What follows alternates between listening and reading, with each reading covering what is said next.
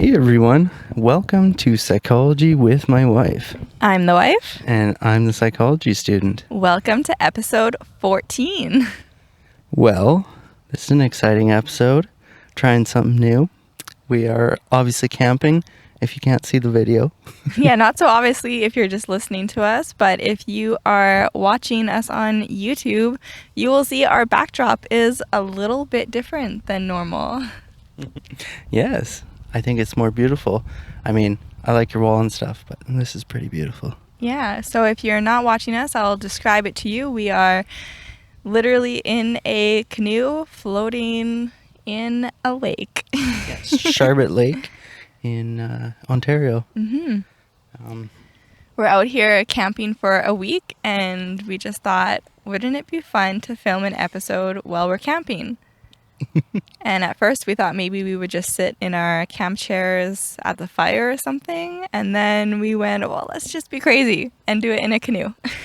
Yeah, let's float around.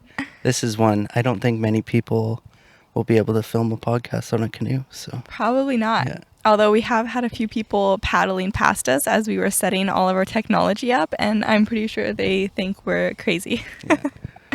Get rid of that technology. Mm-hmm. You're camping. Yeah. So anyway,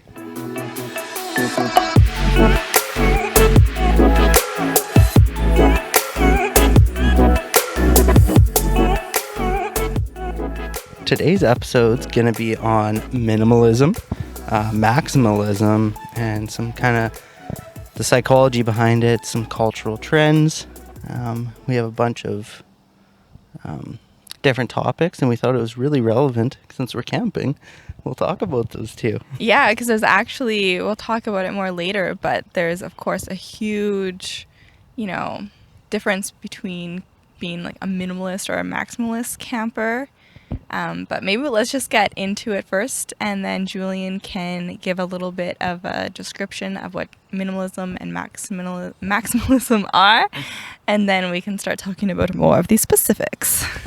Yeah, we'll definitely, first we'll go through minimalism, then maximalism, and then we're going to compare the both in the different areas in our lives. So first, minimalism. There's a couple different ways you can look at it. The first way is a lifestyle. So you attempt to find freedom from worldly possessions by shifting the focus to finding happiness in life itself. So this is like making intentional decisions about what you want, rather than just almost like the impulse of buying, like, oh, I want this today. Yeah, like where people, ourselves included, sometimes buy things just for that instant gratification and rush that it gives you, trying to be more content with less things, I guess. Yeah, exactly. We should, was it first episode we talked about delayed gratification? One of the first two. Yeah. I think it was our first time. Yeah. Yeah, so I guess it kind of goes with that one. If you haven't seen that one, check it out. Yeah, absolutely. But, yeah, the idea behind minimalism and as a lifestyle is that you want to reduce your ecological footprint. I think it's a lot about, yes, the idea of reduce, reuse, recycle, but I think it's also about kind of freeing up that mental space, right? Because when we have a lot of stuff, it can be very mentally draining. And so I think one of the ideas behind minimalism is trying to free up that space of not needing to know where 10 million things are all the time, not needing to keep 10 million things clean and organized, and just that simplicity. Mm-hmm. Yeah, and it's not, along those same lines, it's not about using nothing. It's about being very organized, like you said, and everything's in its place. Yeah, essentially about intention, right? So not having something that maybe doesn't do multiple things or has a very specific purpose. Mm-hmm. Well, those are hard to find too. Yeah, we've discovered that with living in a small apartment in Toronto, and we're always trying to make sure when we purchase something that we have multiple uses for it. Like, for example, our apartment's too small to have a dining room table, so we got one of those like coffee tables that works as a coffee table in front of our couch normally, but then we can pull it up and it works as our dining room table, and then it also has a whole bunch of storage inside of it, so we get a lot of functionality out of that one piece of furniture. Yeah, and honestly, like, it's just because we don't want so much clutter around. Like, you have to make conscious choices when you're forced to. But minimalism too is, it's almost like philanthropy and giving back. It's like when you don't have to, you choose to use less as well. But there's actually there's some research in it. There's a few advocates. One is Kate Soper. She calls it alternative hedonism. So if you go what? Okay. And it's throwback to episode 2. Are we? Oh, we're good. We're hitting a tree. Move forward around this tree. I think that's going to be a funny thing if you're watching us on YouTube, is just seeing us as we end up in different parts of the lake as we're completely not paying attention to where we're going, and then we'll just bump into things. Do we need to paddle a little ahead, maybe? I don't know. It seems like we're floating ahead for now. Anyway, alternative hedonism.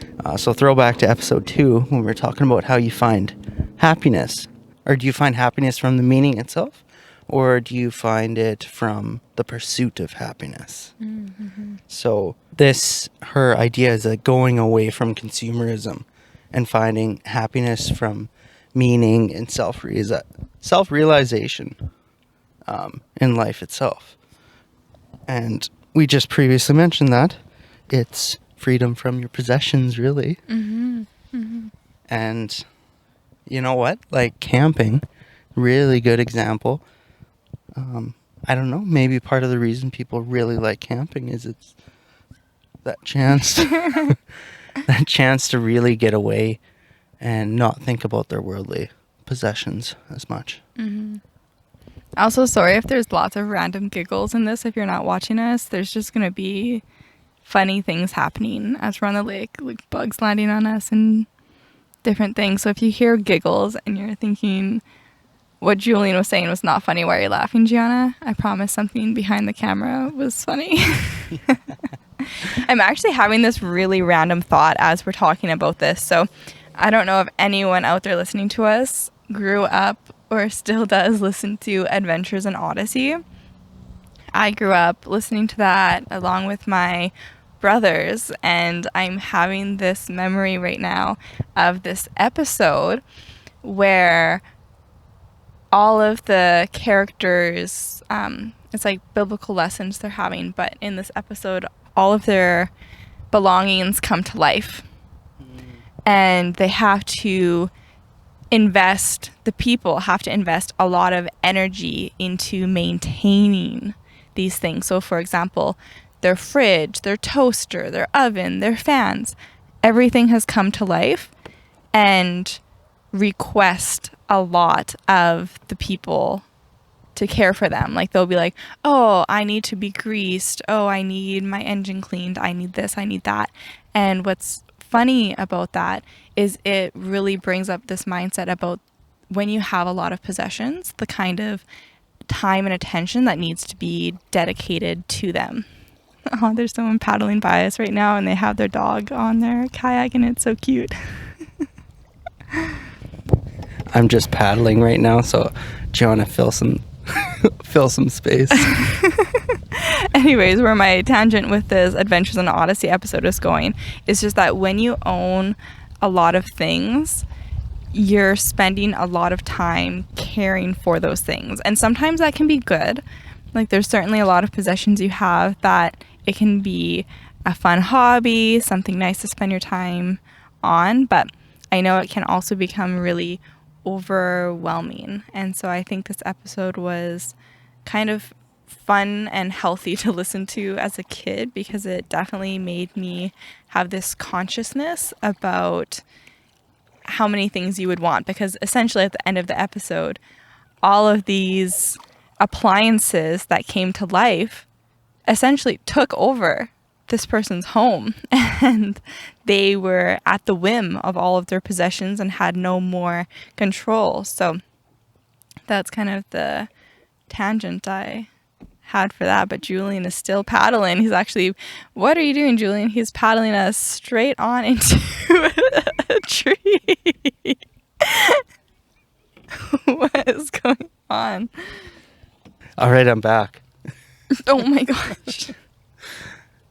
Apparently, I thought you were taking us out into the middle of the lake so that we would be nicely floating and not hitting things, and then he just turned us around and put us straight into a whole bunch of trees in the water. Oh my goodness. There's one behind us too. Oh my goodness. Okay, please paddle us away from here and I'm going to go on another tangent. Okay, another tangent that I am going to go off the top of my head is the idea of minimalist versus maximalist camping.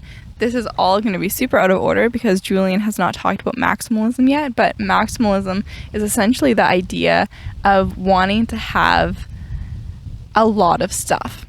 And so when it comes to having a lot of stuff though, at least if you're part of the maximalist community, they say that it's not about constantly purchasing new stuff. So it's not about this unending consumerism, but rather it's about collecting things over time and not wanting to like let things go that still bring you joy.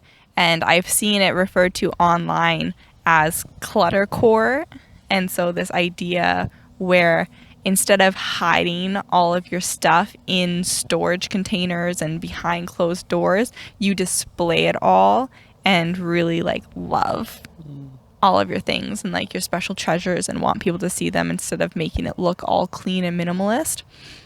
And so there's this idea I was thinking of when we were talking about doing this episode about camping and whether you're a minimalist or a maximalist camper. And Julian and I, for our wedding gift, my parents gave us some really nice camping gear. And we are so excited to have it, and we're so grateful that they gave it to us.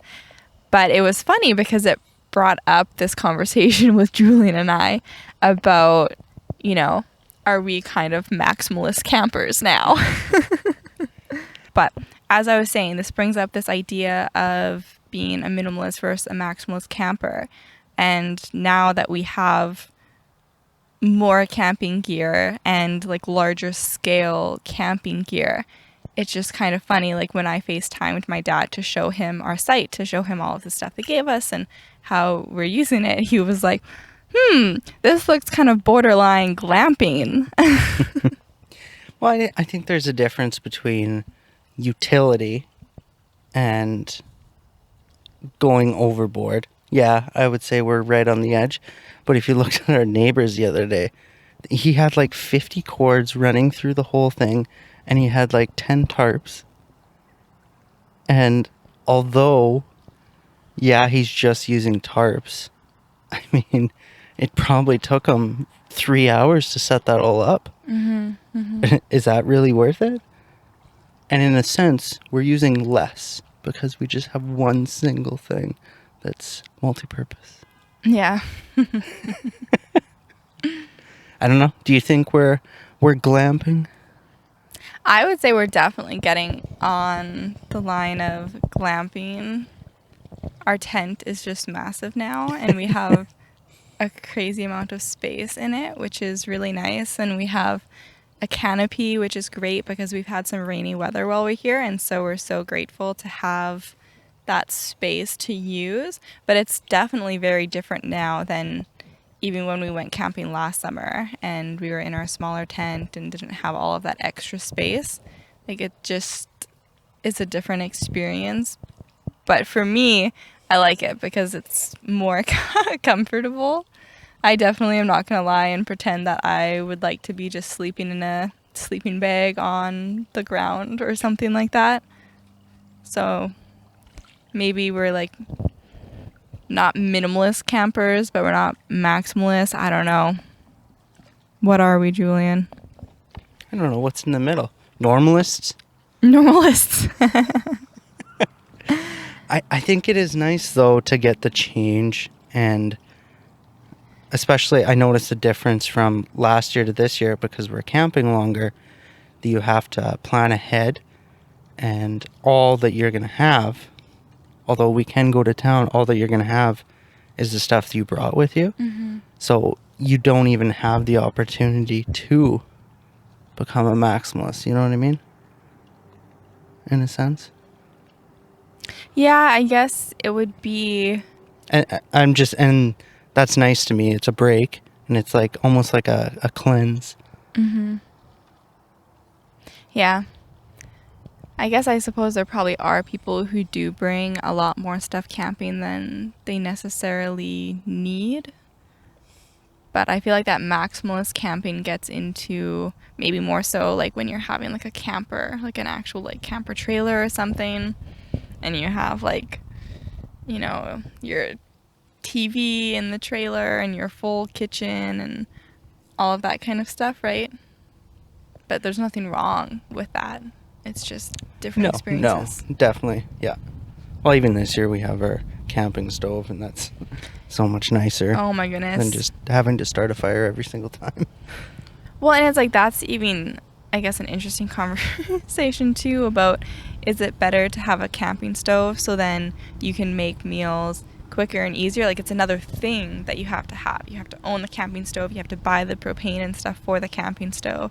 But if you don't have that, that means every time you want to heat something up or cook something, you're having to build an entire fire to do that, which feels more wasteful to me. Mm-hmm. Wasteful for your time and wasteful for the resources to build the fire. But yeah, no, definitely. So the other thing I thought of for minimalism is those tiny homes. Yeah. That show we watched where they move into tiny homes, a lot of the time it was because... Tiny House Hunters? I think so, yeah. Is that the... Yeah. Mm-hmm. And then a lot of the time they, like, obviously they're downsizing, and they had trouble getting rid of their possessions. Yeah, that actually, it stresses me out, the idea of living in a tiny home. And I think a lot of these people who do it on the TV show, I would love to see like a year later update on how their living condition has been going there, especially when you see people moving in there with multiple children. Mm-hmm. And it's like, oh, wow. No one has a separate bedroom or anything. It just would be a lot. All right. We kind of got interrupted there. We had to paddle away from shore again. But we're back. Yes, we're back. Yeah, we were talking about tiny homes and how difficult it is to get into that tiny living space. And you mentioned how long can you live in that small space. In a sense, tiny homes are cool. I don't think it's a permanent solution. It's kind of like in Toronto here. They have 350 square foot building solution or Condos? Condos, yeah. Condos. And people are okay with that. And I just don't think it's feasible living that. Well, obviously some of it is to do with, societal and cultural norms. Like, we're clearly coming from a Western perspective where we're used to having more space, right? So we kind of take for granted that we should have a bedroom for each person, perhaps a guest bedroom, storage space, a garage, 'cause, like, we both grew up on farms, so we're used to having that excessive space. Whereas someone who grew up in the city their whole life, or perhaps in a country where there's different expectations on the size of your living space, I can see how they could make that transition, or not even a transition, a lot easier.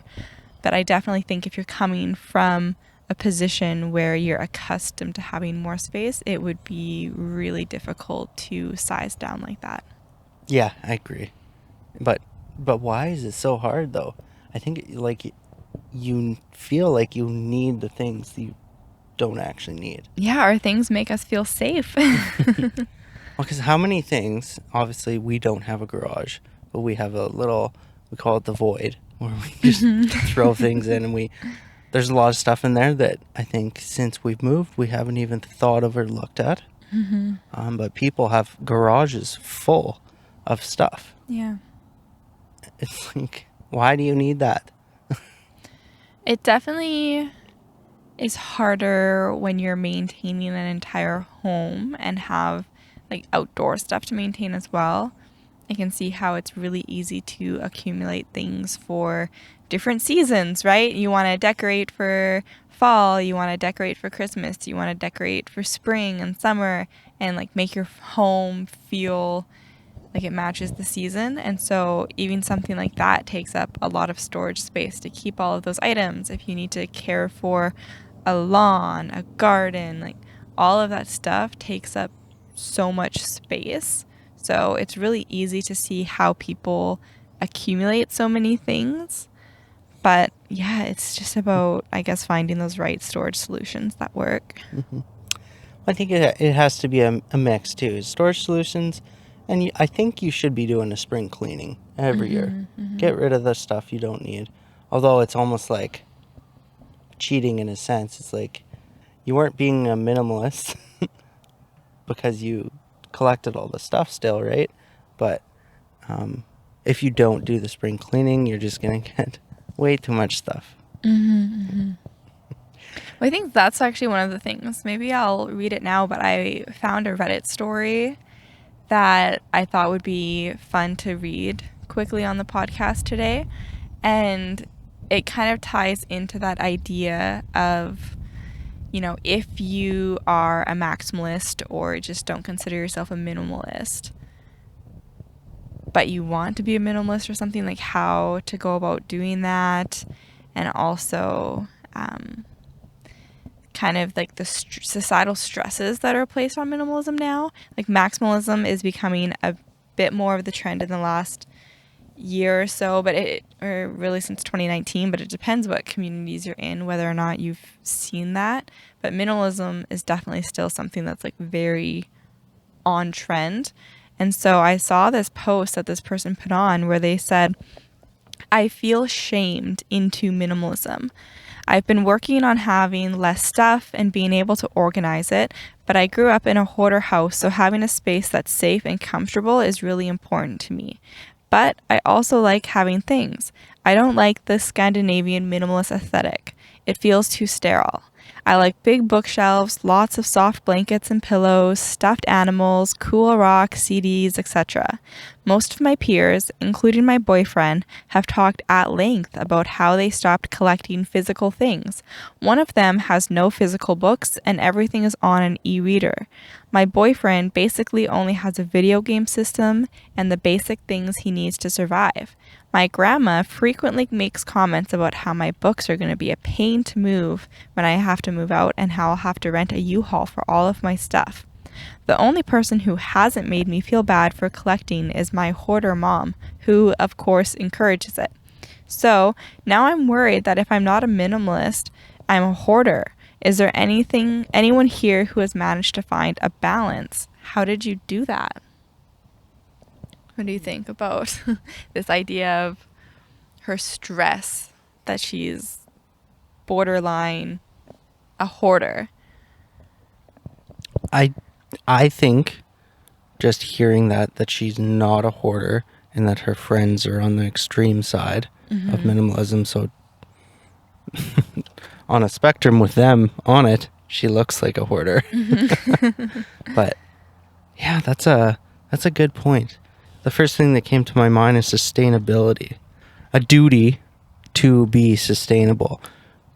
In a sense, the Kindle and reading online. I like paper books, get more in the moment and stuff. But we do have our iPad and we read stuff on there. But what do you think? Is she a hoarder? I definitely don't think that she's a hoarder. I think it all has to do with the people she's surrounding herself with. So if all of them are being very minimalist, it's easy to have a very dramatic difference between a minimalist and someone who just has normal stuff. Like if you're on the extreme side of minimalism, then most things people have would feel like it's an excess, even if it's pretty normal day-to-day things that they likely use often. Yeah, well, obviously, I think it's common to have, like, say, bookshelves and stuff all along the outsides of your rooms. And although it may seem full, as long as it's like tidy and stuff, it's, to me, that's still minimalism. Someone commented on this post, and I thought their comment was really interesting because it highlighted a bit of a negative side of becoming an extreme minimalist. So they wrote, I had a friend who pared down her belongings to almost nothing, and then she was forever borrowing items or purchasing things in an emergency or spending a lot of time outside of her home, like most of her waking hours. So, of course, she didn't need the same type of things to be comfortable. I am a homebody and I use all of my possessions because I am home all the time. The most important rule for me is every item must have a place where it belongs. Surfaces should be mostly empty and ready for use. If I can find a home for an item, then I feel comfortable keeping it. If other people want to live lighter, I have no problem with that. That's just how I roll. I think that's a healthy way to be minimalist. Yeah. This person responds back to them and says, that's one of my biggest pet peeves with the way some people practice minimalism. There's a certain inherent assumption that if you need things, you can either borrow them or buy them, which requires A, enough money to do so, and B, enough chutzpah? Enough chutzpah? What is chutzpah? I think it's saying like enough balls, essentially. Enough balls to just assume your friends and family will always help you out. It reminds me of one time my coworker sold his car to simplify his life and then immediately turned around and started asking if I could start giving him rides, which would have unsimplified my life. So I think that's a really interesting idea to bring up about how maybe someone wants to get rid of a lot of things they feel they don't use very often and to limit what they buy. But yeah, if you do need those things, then are you constantly asking other people if you can borrow them or having to spend more money replacing things that maybe you had before but you got rid of at one point? Yeah, it makes more sense to be, if you're going to get rid of stuff like that, one, I would tell them, no, you're going to pay me for gas if I'm driving you around. Like, it's not free. You just got rid of your car, and like, it's your fault for doing that.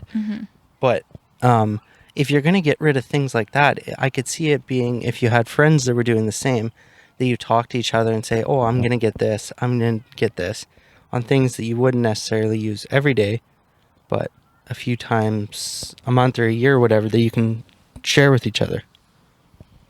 And in that sense, almost like in those like co-op houses where you share things. Not every single person needs the same item.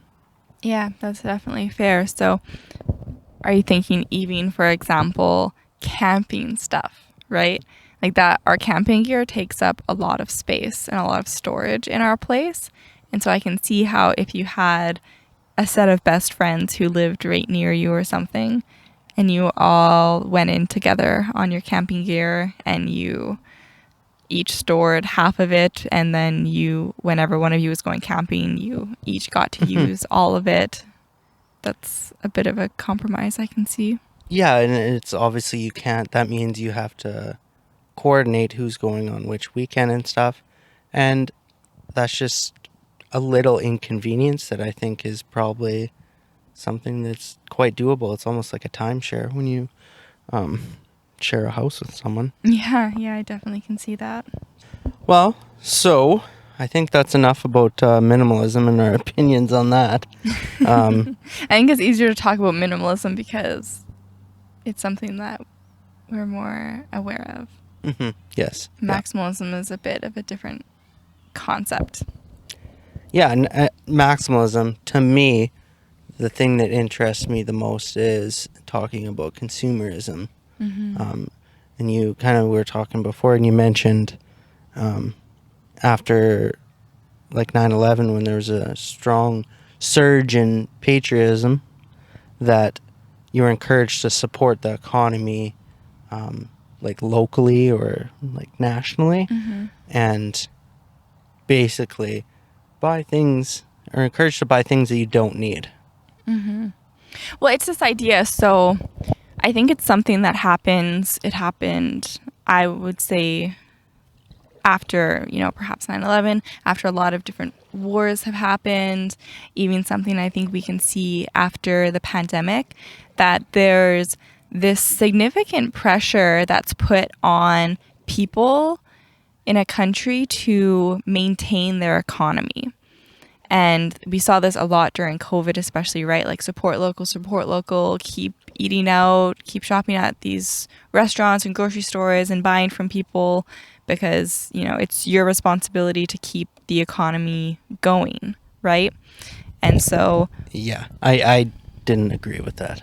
yeah, so it's like this idea that you need to be buying things and spending money to be a good participating citizen in your society. And so I think that's something that we probably saw a lot of, post, obviously would be in like the States and stuff, but during that time in the 2000s and stuff, of people traveling in America more, spending more money there, and after wartime, it's like, I think maximalism can go along with this idea of patriotism and responsibility for your country's economy. I don't know if that's totally making sense what I'm saying, but yeah, like you were saying, consumerism is definitely a huge thing that goes into maximalism. And this might not be as interesting for Julian, but it's interesting for me. And if there's any gals or people who have been huge makeup consumers listening, I think if you're on YouTube during like 2010 period and up, in the 2010s, there was this huge normalization in having excessive makeup. And so anyone listening, if you remember this, totally comment on our social media and let us know if you remember this. But these people would just be doing these hauls of makeup, hundreds of items of basically the exact same piece of makeup. And I think that really normalized this idea of excess. But I remember watching those videos, and people would justify their purchases sometimes by saying, I probably didn't need this, but money's going into the economy and stuff, right? So I think that shows this normalization of like, well, it's okay if I'm spending more than I need to because the money's helping our economy, so it's good. Yeah, I feel like there's a lot of not sectors, but categories of our economy that are kind of made up. They're unnecessary. Again, maybe some of the stuff in the beauty makeup world is unnecessary. Trying to think here of another one. Even just like random toys and stuff. For sure. Well, I think where we've seen the switch now is it's gone from like makeup hauls online more so towards skincare hauls. That's been a huge thing. Kind of a trend right now has gone from having really glam makeup to having, I think they are calling it is like clean girl makeup or something, which like clean girl makeup is not there's a lot of negative connotations with that, and potential classism and racism that comes with this ideation that people are having with this clean girl aesthetic. But What does that mean? Well, it's basically the idea of having almost being really naturally beautiful. So wearing makeup, but it doesn't really look like you're wearing makeup. And so it's actually, typically buying like really expensive products, spending a lot of money and time on your skincare to try and have really beautiful skin. Of course, it's more expensive. Yeah, and a lot of people getting, small cosmetic surgeries and things to try and have this visual appeal, but that's not something that's accessible or attainable to a lot of people, right? And so now, instead of seeing all of these makeup hauls, we're seeing all of these skincare hauls and skincare routines where people are using like 10 to 20 products on their face in their, nighttime routine to just such excess that obviously these products aren't actually all doing anything, and it's not attainable. So it's creating this, consumerism desire where people are like, oh, I need to buy this product, I need to buy that. Mm-hmm. I just, I could not handle it. I like brushing my teeth and going in bed. That's true. Even when I get out of the shower, I don't even use a comb. I just flop her to one side and I'm ready to go. Hey, that's not true. You've been using your hair tonic. Oh, twice I've used hair. And that's only because my hair is getting so long that it's just like, it's so messy. Yeah. Julian's growing his hair out, you guys. Yeah. Woohoo. Another area that we definitely see this in is fast fashion, right? Like, wow, there's so much consumerism, and I guess maybe you could say maximalism coming from fast fashion, and the fact that people can, for such affordable prices, get so much clothing. It's really kind of changed the game there. And now we see a lot of stuff on YouTube and things like that of like fashion hauls. And on Instagram too, you see, someone will spend hundreds of dollars on clothing, on multiple pieces of clothing, to make a 5 to 10 second reel where they like snap their fingers and they try on each piece of clothing. And then it's like, okay, after you made your reel, what's happening with that clothes? Where is it going? Mm-hmm. So it's like Right. so much is being spent on maintaining and I guess essentially creating and curating this online image. But you're still buying that stuff. That stuff's being created for you, but are you using it again after you create your 5-second reel for a couple hundred people to like and comment a couple of heart eye emojis under? It reminds me of Kanye West's store there, Oh, yeah. the homeless. The same way. The clothes, it's like, why would you buy something that you have to dig through a bag to get?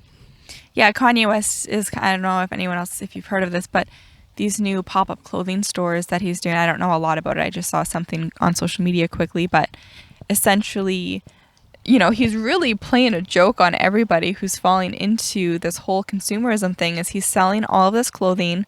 I think it's all just like kind of black and gray, dark colors with, no unique design to them. And you have to go in the store and dig your clothes out of garbage bags. Yeah, it's And so stupid. It's really playing on this idea of the desperation that people have to purchase things, that they're like, yeah, I'll go in a store where I'm paying hundreds of dollars for a piece of clothing and I'm going to, dig it out of a trash bag. Yeah. The silliness. I pity the fool. the silliness of some people and what they buy. Ay. It's almost like gifts too at the traveling gift shops and stuff. That's something actually that doesn't necessarily need to be there. How often do you when I was a kid, I would always want those things. And I guess that's why they have them there. It's probably mostly for the kids and little trinkets and toys. Well, it's for the kids to beg their parents to buy for them. Yeah, exactly. And but it's how often do you buy them and then they just sit? Yeah, who actually needs a shot glass or a keychain with the name of a city or somewhere you visited? Like, it's just silly things Yeah. that we have in excess.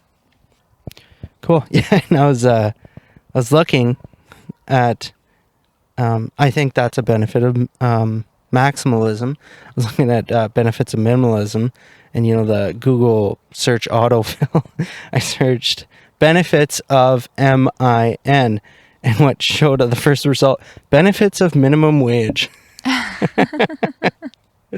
I just laughed. That's pretty funny. It's like, my Mark Zuckerberg is really getting into those Google search results. Yeah. Jeff Bezos. But it actually was just the benefits of having a minimum wage so people can't get taken advantage of. So that's a little better. The actual benefits, not just trying to bamboozle us into accepting less. Yes. Yeah.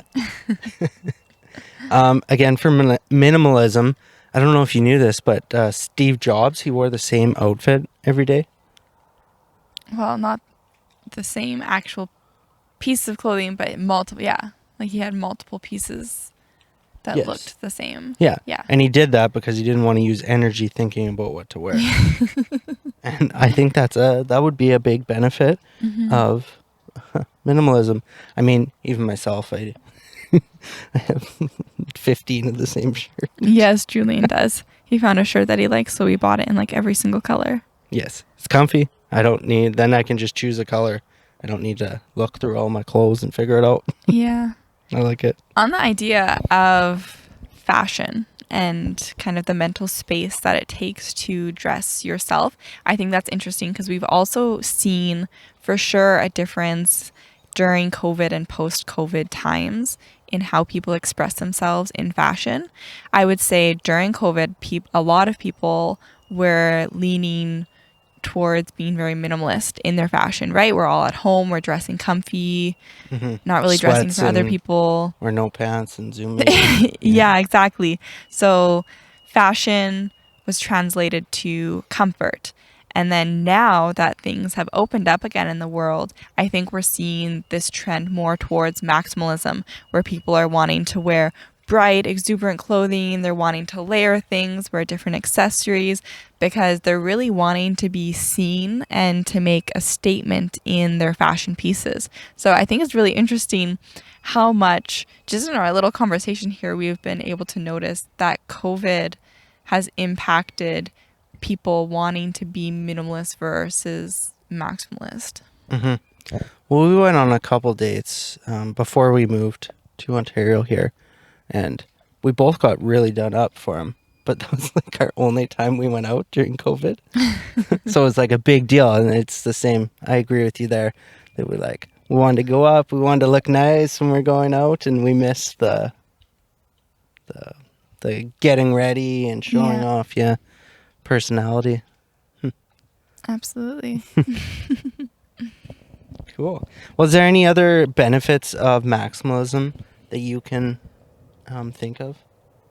Well, I think when it comes to maybe home decor, so minimalism, it's pretty easy to recognize the benefits. If you want a really calm space, you want calm colors, you want good storage system so you're not seeing your stuff, it's easy to be like, okay, I can see the benefits of that. But maximalism, I think, actually does have a lot of benefits because people if you really love your stuff, it can make you feel really at home and comfortable to see everything. And if you're a very creative person, you might want your space to have bright, vivid colors and lots of different textures and every space filled. And that's what's going to really energize you and feed your creativity and make your home feel like a comfortable space for you. So it just depends what your personality is and what you need from your home. I don't think I wouldn't say there's a right or a wrong way to go about it. I think it's a very personal decision. Yeah, and the maximalism, I agree with you there, that it provides more expression and you're able to show that. But in terms of how comfortable you feel in your space, there's, I don't know if many of you know, but obviously meditation and mindfulness is not just always calming yourself down. And in order to regulate yourself, sometimes that meditation is looking at bright colors, stuff like that.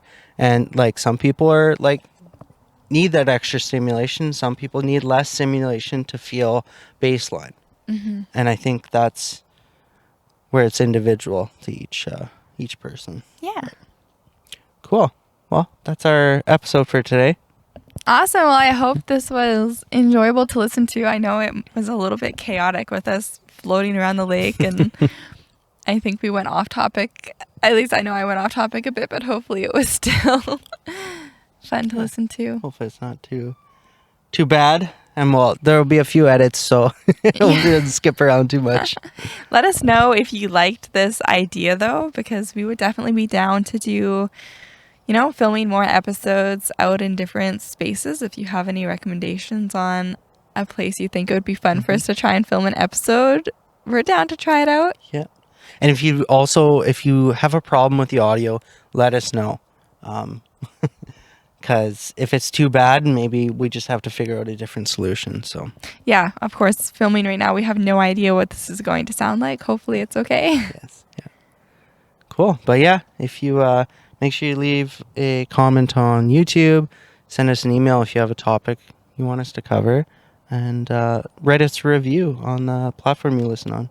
Yeah, please write us a review and recommend us to your friends if you enjoy listening, and help us grow our community here. Awesome. See ya. Bye.